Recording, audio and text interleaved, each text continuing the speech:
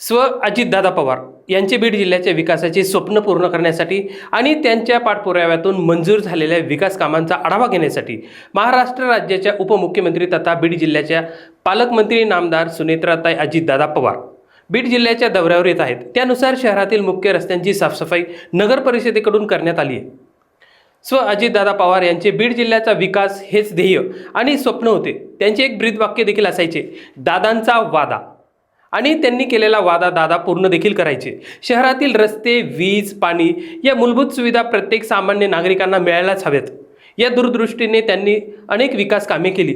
त्यातून बीड शहरातील जिल्हा क्रीडा संकुल अद्ययावत असावे या दृष्टीने अजितदादांनी संकुलासाठी निधी देखील मंजूर केला होता। त्यांच्या निधनानंतर सुनेत्राताईंनी या निधीसाठी सतत पाठपुरावा करून क्रीडा संकुलाच्या अद्ययावत उभारणीसाठी तब्बल 24,98,00,000 रुपयांचा निधी खेचून आणला।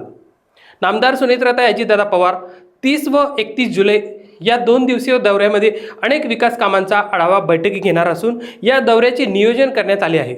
यामध्ये उद्या 30 जुलैला सायंकाळी 5:30 वाजता जिल्हाधिकारी कार्यालय बीड ते परळी रेल्वे मार्गाच्या कामाचा आढावा बैठक संपन्न होणार असून 6 वाजता जिल्हा परिषद अंतर्गत विविध विकास कामांचा आढावा बैठक, 6:30 वाजता जिल्हा क्रीडा संकुल समितीची आणि खाशाबा जाधव राज्यस्तरीय कुस्ती स्पर्धा आयोजित समितीची बैठक, 7 वाजता बीड नगर परिषदेच्या विकास कामांचा आढावा, तसेच मराठवाड्यातील पहिल्या पालकमंत्री आरोग्य कक्षाचे नामदार सुनेत्राताई यांच्या हस्ते फीत कापून उद्घाटनाद्वारे होणार असून तब्बल 60 लाख रुपये खर्चून अत्याधुनिक व सुसज्ज कार्डियाक रुग्णवाहिका बीडकरांच्या सेवेसाठी उपलब्ध करून दिली आहे।